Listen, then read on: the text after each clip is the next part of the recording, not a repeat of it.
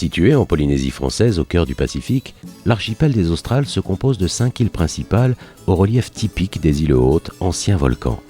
Ces montagnes érigées dans le ciel sont entourées d'une barrière de corail, protégeant sur certaines îles un magnifique lagon aux camailleux de bleu.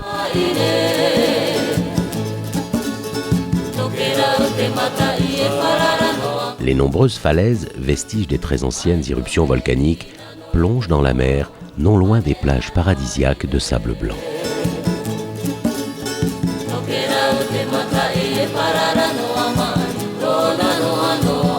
L'archipel des Australes est très peu peuplé. En effet, la population totale dépasse à peine les 6000 habitants. Ceux-ci vivent dans de petits villages en bord de mer, entourés d'une nature généreuse et préservée.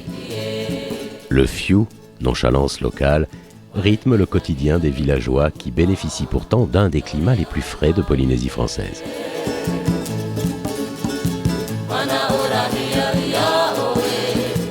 Les activités sont nombreuses aux Australes. L'une d'elles, l'agriculture, est une des ressources premières de ces îles. Le taro est le produit alimentaire de base de l'archipel. Cette plante à rhizome est cultivée comme le riz dans des marécages irrigués. Les sols des Australes sont exceptionnellement riches et fertiles, et l'on y cultive tous les fruits et légumes communs des régions tempérées.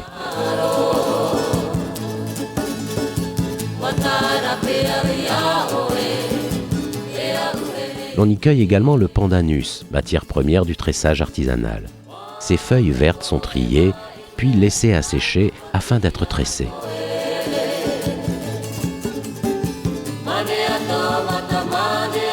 Cette occupation est l'apanage des femmes qui se réunissent en famille ou en association afin de tresser les feuilles sèches pour en faire des chapeaux ou bien des paniers qui seront vendus au marché.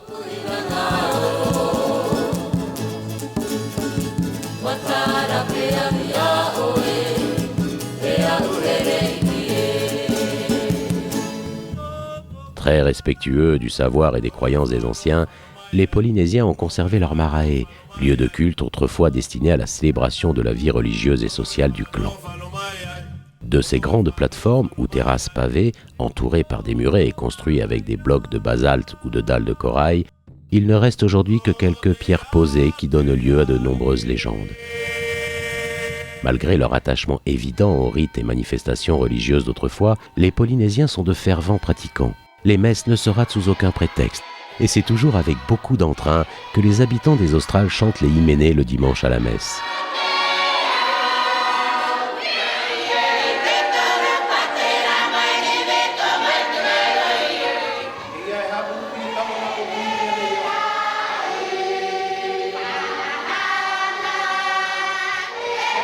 La religion est aussi prétexte à d'immenses fêtes comme celle du mai. Les habitants se retrouvent à cette occasion dans les chants et les prières, puis organisent des visites guidées dans chaque maison, afin de déterminer quelle sera la plus belle et la mieux équipée. Chaque accueil se fera selon la coutume sous la projection de talc et de parfums. Les longues marches entre chaque maison sont parfois fatigantes, mais cela n'empêchera personne sur la fin du trajet de fêter la journée, de danser et de chanter.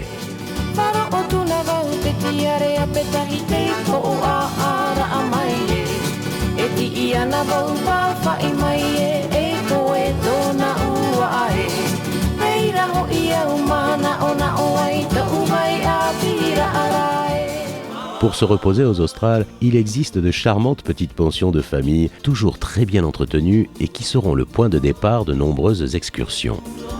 L'une des plus spectaculaires se fait à Rurutu, qui possède des grottes calcaires percées à flanc de falaise. Dans ces cavités, l'érosion a fait naître de la pierre stalactite et stalagmite. L'une d'elles servait autrefois de cloche au chef du village qui souhaitait rassembler ses disciples.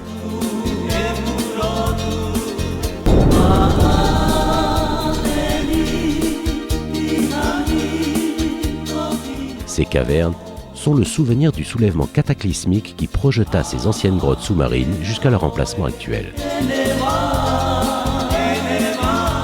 Mais les Australes ont bien d'autres trésors. On y trouve notamment le caviar vert. Il s'agit d'une petite algue qui pousse sur les coraux à quelques mètres de la barrière. Facile à ramasser, elle est très réputée à l'étranger. Le plat d'algues est préparé très simplement avec un peu de lait de coco et de citron vert. C'est son goût salé et croquant qui rappelle à certains la saveur du caviar. Ceux qui ne ramasseront pas les algues du lagon profiteront des ressources de la mer. Thon, bonite et autres poissons se pêchent dans les eaux des Australes.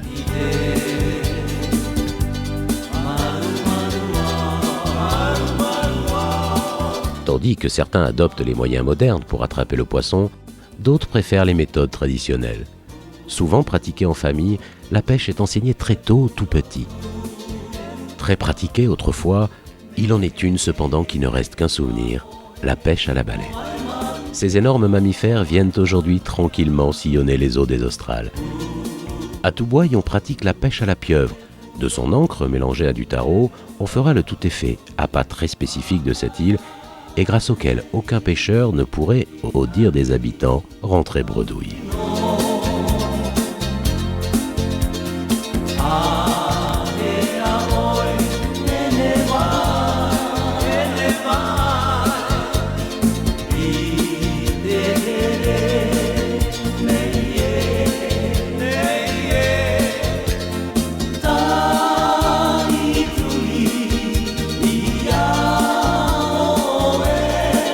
C'est comme ça la vie ici. C'est comme ça.